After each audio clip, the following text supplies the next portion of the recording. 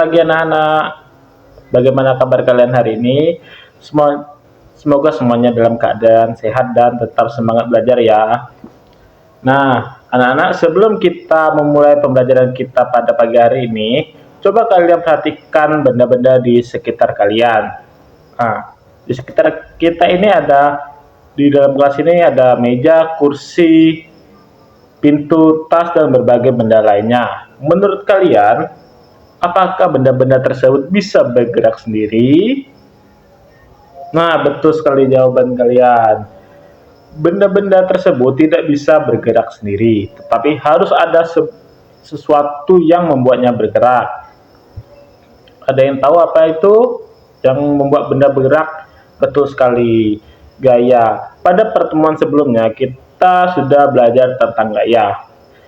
Siapa yang masih ingat apa itu yang dimaksud dengan gaya? Nah, betul sekali, jawaban kalian benar. Gaya adalah tarikan atau dorongan yang dapat menyebabkan suatu benda bergerak, berubah arah, atau berubah bentuk. Nah, contoh sederhananya nih, cobalah ketika kalian menendang bola, bola akan bergerak. Ketika kalian menarik pintu, pintu akan terbuka atau tertarik.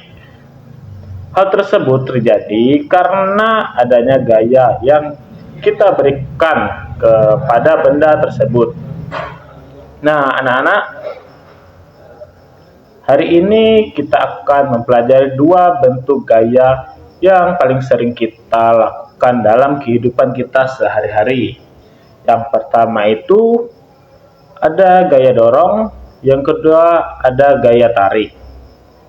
Kedua gaya ini sebenarnya sering kalian lakukan setiap hari, tapi mungkin kalian belum menyadarinya. Nah, yang pertama itu Bapak akan menjelaskan gaya dorong.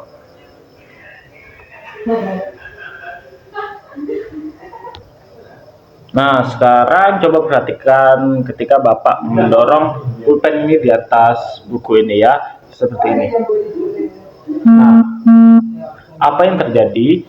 Ya betul, pena ini akan bergerak menjauh dari Bapak. Hal tersebut terjadi karena memberikan gaya dorong pada pulpen tersebut. Jadi anak-anak, gaya dorong adalah gaya yang dilakukan dengan cara mendorong suatu benda sehingga benda tersebut bergerak menjauhi kita. Contoh selanjutnya seperti coba nih ya, Bapak dorong kursi. Nah, kalau Bapak dorong kursi ke depan, kursinya akan menjauh dari Bapak karena adanya gaya dorong dari Bapak. Nah, contoh gaya dorong dalam kehidupan sehari-hari. Yang sudah Bapak contohkan tadi, kayak seperti mendorong meja barusan, atau mendorong kursi.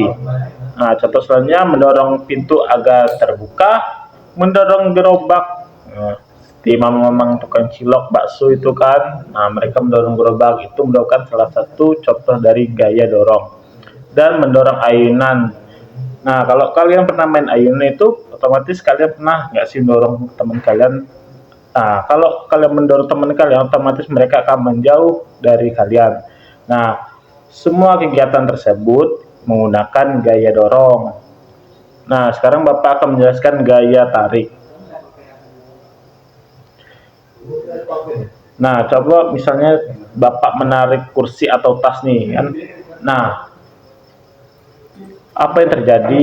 Ya, kursi atau tas tersebut akan bergerak mendekati Bapak. Hal ini terjadi karena Bapak memberikan gaya tarik.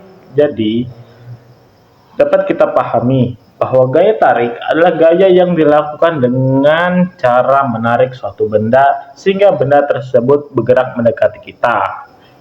Nah, contoh gaya tarik dalam kehidupan sehari-hari itu menarik pintu atau menutup pintu, menarik laci meja, mendorong koper saat berpergian, menarik tali timba dari sumur. Nah, kalau rumah kalian masih menggunakan sumur itu merupakan ada gaya tarik ya, untuk menarik airnya tadi.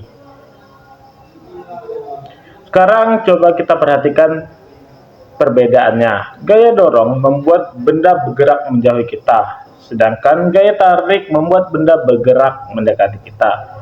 Walaupun caranya berbeda, kedua gaya tersebut sama-sama termasuk gaya karena keduanya dapat membuat benda bergerak.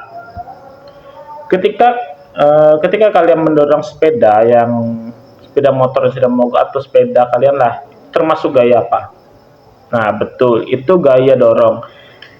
Kalau kalian menarik koper saat berpergian, itu merupakan gaya tarik.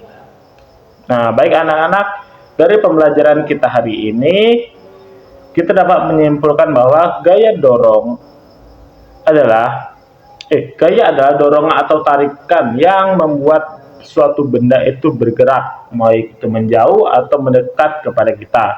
Gaya dorong adalah gaya yang membuat benda bergerak. Nah, dalam kehidupan sehari-hari, kita sering menggunakan kedua gaya tersebut untuk membantu berbagai aktivitas kita, ya kan? Nah, semoga setelah kalian mempelajari ini, kalian dapat memahami dan menemukan contoh gaya dorong dan gaya tarik di sekitar kalian. Mungkin itu saja materi yang dapat saya sampaikan. Terima kasih atas perhatiannya. Wassalamualaikum warahmatullahi wabarakatuh.